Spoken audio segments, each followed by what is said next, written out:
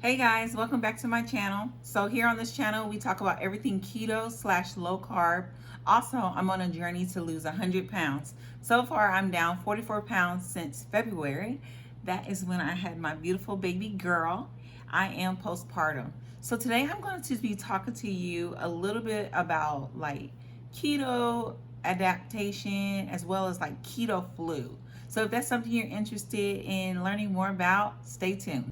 You may be on your own journey where you are interested in this keto lifestyle, and so you may heard it. You may have heard it called like ketogenic diet, keto lifestyle. Either way, you're getting into this state of ketosis, and so meaning that like basically you are getting in the state of ketosis, and so your body is going to transition from using carbs / glucose as energy, and now you're going to be switching over to using ketones.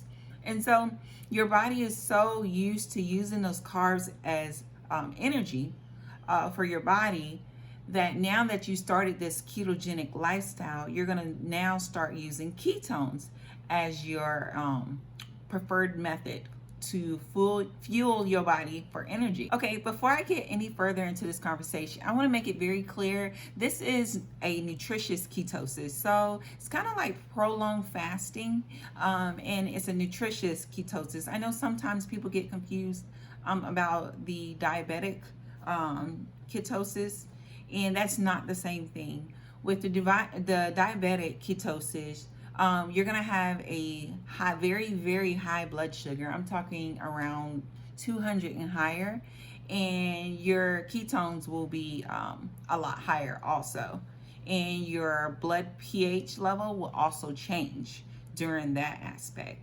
With the nutritious ketosis, you're going to make ketones, and your blood sugar is not going to be up in the 200s. You'll stay around 60 to 120. There's no blood pH level change, nothing like that.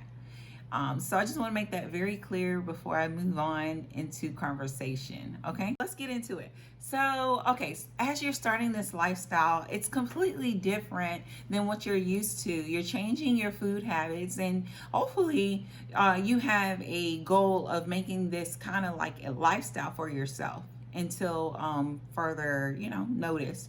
I always say, nothing's forever. However, this ketogenic lifestyle is for me. It's working very well, and I've seen really great results from it. So I'm going to continue on it.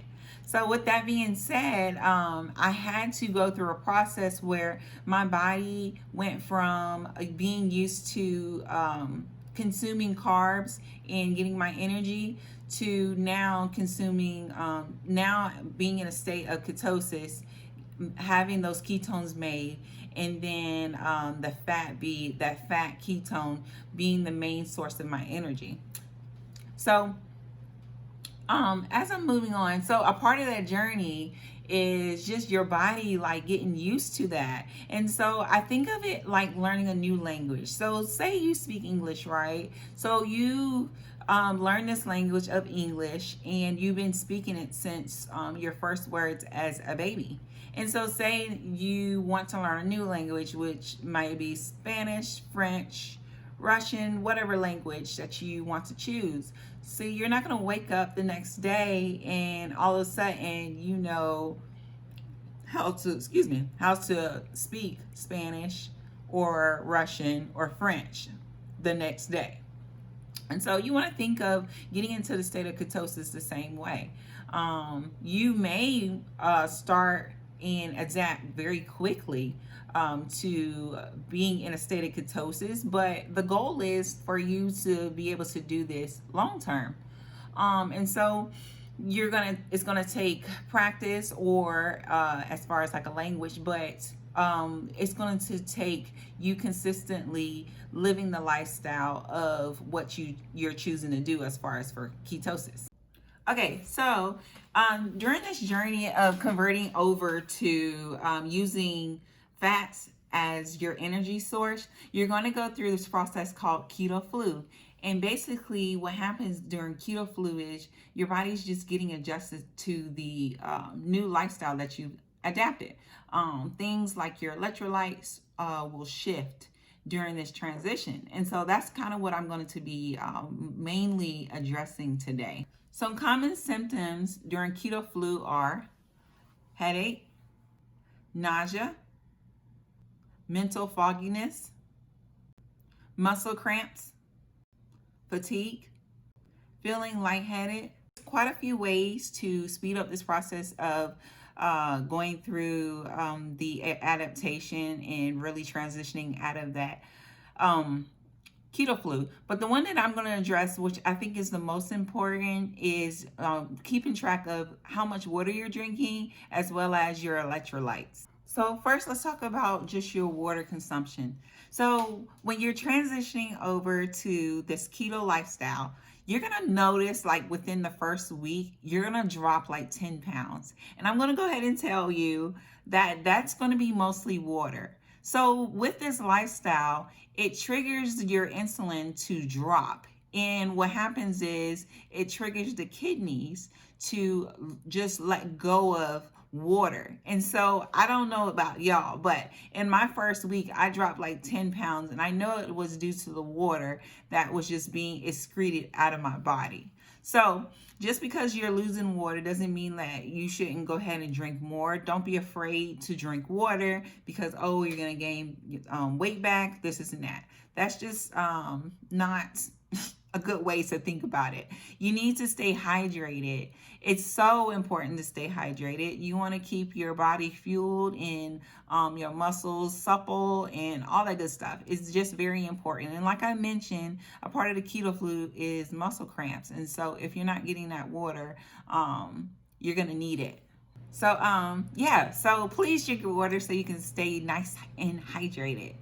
And then so the next thing I'm going to talk about, and this will be the last thing I talk about for this video, is you're going to lose electrolytes that are just very important for your body to have. Those electrolytes are going to be the sodium. You need sodium for your body. Magnesium. Magnesium is another important one. Calcium. Calcium tends to drop also, as well as potassium. So sodium, potassium, magnesium, and calcium. These are 4 elements that you need, 4 electrolytes that you need for your body to function. It helps to regulate water levels in your body as well as blood pressure and pH.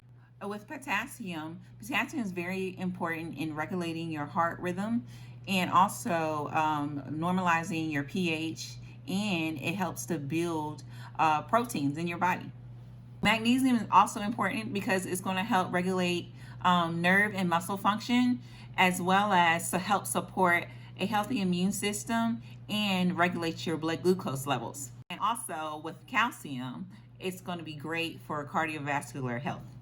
So how I regulate these electrolytes in my body is from food, from real food. I mean, all the food that you're consuming has these items in it. So for instance, for potassium, for magnesium, your green leafy vegetables are going to really help you out. So as you're building your meal plan for keto, you want to include lots of salads. I was recently introduced to bok choy. I hope I said that right.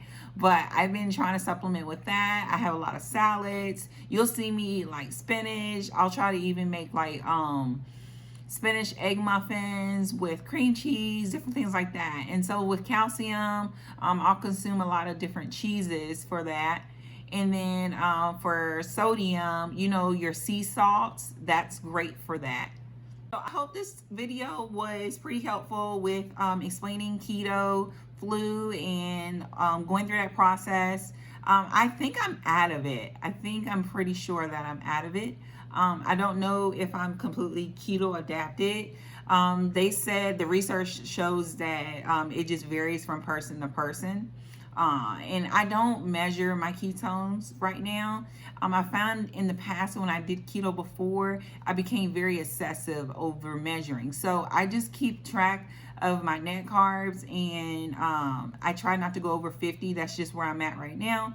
I do want to lower my net carbs at some point, but I'm losing weight. I feel pretty good, and the lifestyle is really doing well for me. I do feel like I want to keep up with my macros pretty soon. I'm in a place where I'm like, okay, I'm losing weight, but I would be curious to know what my macros are looking like every day, because I honestly, guys, I intuitively eat, and I just keep good track of what my net carb is. But anyway, so I thank y'all for watching this video. I talk to y'all soon. Bye.